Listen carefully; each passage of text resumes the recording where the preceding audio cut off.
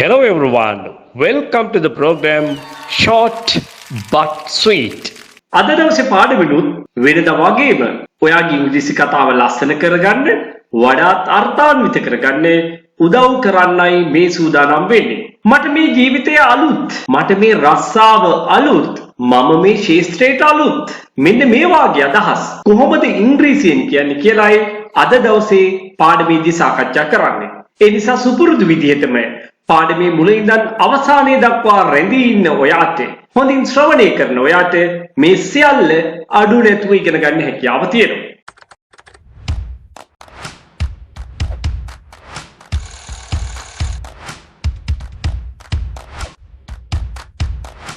අලුත් යම් දෙයක් අලුත් කියන අදහස කීම සඳහා අපි භාවිතා කරන්නේ new කියන වචනය. ඒත් එක්කම to කියන preposition එක භාවිතා කරන්නත් ඔයා අමතක කරන්න එපා. ඔයා මේ පළාතට අලුත්ද? Are you new to this area? Are you new to this area? ඔයා මේ පළාතට අලුත් වගේ. හරිද? කොහොමත් අපි කියනවනේ. ඔයා මේ පළාතට අලුත් වගේ. අලුත් පාටයි. හරිද? එහෙම නේද කියලා අහනවා. You look new to this area, right?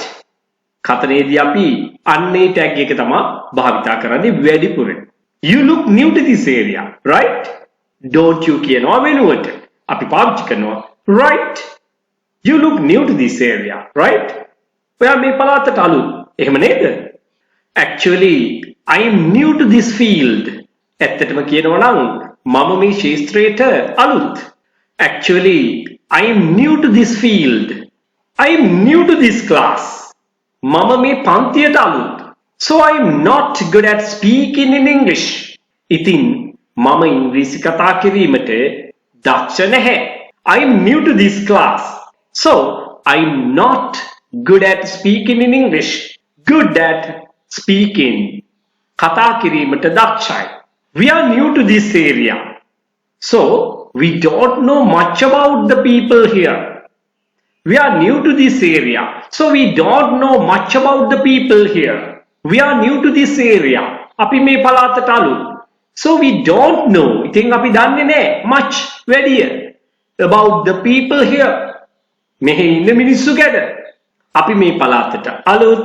ඉතින් අපි මෙහි ඉන්න මිනිස්සු ගැන වැඩිය දන්නේ නැහැ. We are new to this area. So we don't know much about the people here. ඔන්න කෙනෙක් මෙහෙමත් කියයි. I am new to this channel. මම මේ channel එකට අලුත්. එහෙමනම් ඔයා ඉතින් මුලින්ම කරන්න ඕනේ channel එකට subscribe කරන එක. I am new to this channel, but I am eager to learn English. නමුත් මම eager බොහොම ආශයි උනන්දුවක් දක්වනවා to learn English. ඉංග්‍රීසි ඉගෙන ගන්නට. That's why you are watching this, right? ඒකනේ ඔයා මේක බලන්නේ නේද? Since I am new to this company, මම මේ කම්පැනි එකට අලුත් නිසා අන්න අපි නිසා කියන්නේ since භාවිතා කරා. I need your help and advice. මට අවශ්‍යයි ඔබේ උදව් සහ අවවාදය. මම මේ කම්පැනි එකට අලුත් නිසා මට ඔබේ උදව් සහ අවවාද අවශ්‍යයි. Since I am new to this company, I need your help and advice.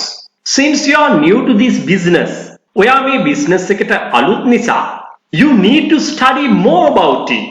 ඔයා ඒ ගැන ගොඩාක් අධ්‍යයනය කරන්න අවශ්‍යයි. Since you are new to this business, you need to study more about it. They are a newly wedded couple. Newly wedded, recently married. නේද? මෑතකදී විවාහ වුණ කියන අර්ථය තියෙන්නේ. එතකොට ඒගොල්ලෝ අලුතෙන් බැඳපු යුවලක් නිසා අපි කියන්නේ ජෝඩුවක්. So marriage life is new to them. ඉතින් විවාහ ජීවිතය marriage life is new to them. ඒගොල්ලන්ට අලුත්.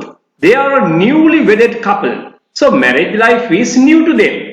ඉතින් විවාහ ජීවිතය ඒගොල්ලන්ට අලුත්. ඔන්න විදේශගත වෙච්ච කෙනෙක් මෙහෙම කියනවා. Here everything is new to us. මෙහි හැම දෙයක්ම අපට අලුත්. So we are getting used to this life. ඉතින් අපි මේ ජීවිතේට හුරු වෙමින් ඉන්නවා. Getting used to. ඉතින් මේ used to පාඩම සම්බන්ධව වීඩියෝවක් මම වෙනම මගේ channel එකේ කරලා තියෙනවා. ඉතින් මාත් එක්ක මුලින් ඉඳන් රැඳී ඉන්න අය නම් මේ සියල්ල හොඳින් දන්නවා.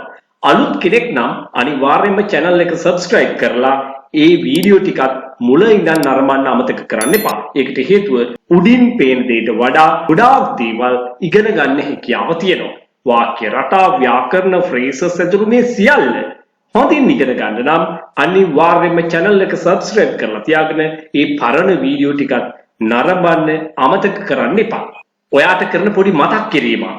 ඔයා සැබවින්ම ඉංග්‍රීසි භාෂාව ඉගෙනගෙන කතා කරන්න කැමති කෙනෙක් නම් විශේෂයෙන්ම මතක තියාගන්න මම කියපු කාරණාව ඉගෙන ගන්න කැමති කෙනෙක් නම් විශාල ශිෂ්‍ය සංඛ්‍යාවක් එහෙම නැත්නම් ගොඩක් සිසුන් ඉන්නේ group එකකට එකතු වෙලා ඉගෙන ගන්න. කිසිම ප්‍රශ්නයක් නැහැ. ලක්ෂයක් group එකේ හිටියත් ප්‍රශ්නයක් නැහැ. ඉගෙන ගන්න පුළුවන්.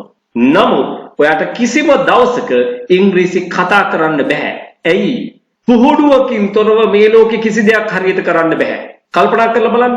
අම්මා උයනවා බලාගෙන ඉන්නවා. අවුරුදු ගාණක් තිස්සේ ගෙදරට වෙලා. අම්මා උයනවා මම කනවා. හැබැයි කවදාවත් මට උයන්න හැකියාව ලැබෙන්නේ නැහැ. මම උත්සාහ කරන්නේ නැත්තම්. ඔයා යනවා ඔයාගේ මහත්තයත් එක්ක, එහෙම නැත්නම් ඔයාගේ තාත්තත් එක්ක, එහෙමත් නැත්නම් ඔයාගේ හිතවතෙක් එක්ක වාහනේ වාඩි වෙලා. හැබැයි ඩ්‍රයිවිං කරන්නේ අර කියපු කෙනා. ඔයා අවුරුදු 10ක් ඒ වාහනේ ගියත් ඔයාට කවමදාකවත් ඩ්‍රයිවිං ඉගෙන ගන්න බෑ. මෙන්න මේ දේවල් සත්‍ය නම් පුහුණුවකින් තොරව ඉංග්‍රීසි කතා කරන්නත් බෑ. එහෙනම් ඔයා හොඳම පන්තියක් කියලා තෝරගන්න ඕනේ මොකක්ද? පිරිස අඩුම පන්තිය තමයි ඔයාට සුදුසුම පන්තිය වෙන්නේ ඉංග්‍රීසි කතාව පුහුණු වෙන්න. මේ දේවත් නොතේරි ඔයා ඉංග්‍රීසි කතා කිරීමේ අරමුණින් කිසිම ඉංග්‍රීසි පන්තියකට සම්බන්ධ වුණාට ඔයාට කිසිම ඵල ප්‍රයෝජනයක් ගන්න බෑ. මේ දේවත් අවබෝධ කරගන්න බැරි නම් හිත රිදෙන්න නෙවෙයි කිව්වේ. සත්‍ය ඇති සැටියෙන් පැවසීමයි ගුරුවරු විදිහට අපේ යුතුයකම. අන්න ඒ දෙයි මම කළේ. ඉතින් ඔයා කැමති නම් මාත් එක්ක එකතු වෙලා තනි පුජ්‍යල පන්තියක් සංවිධානය කරගන්න. එහෙම නැත්නම් 3-4 දෙනෙක් එකතු වෙලා group එකක් හදාගෙන ඉගෙන ගන්න. ඔයාගේ අවශ්‍යතාවය, ඔයාගේ දැනුම සහ ඔයා ගැන තොරතුරු කියමින් WhatsApp voice message එකක් විදියට තිරේ දිස් වෙන අංකයට දැන්ම යොමු කරන්න. නේවාසික පුහුණුවකට දින 21කට 25කට එහෙම නැත්නම් දින 30කට එකතු වෙන්න පුළුවන්. ජීවිතේම වෙනස් කරලා පෙන්වනවා.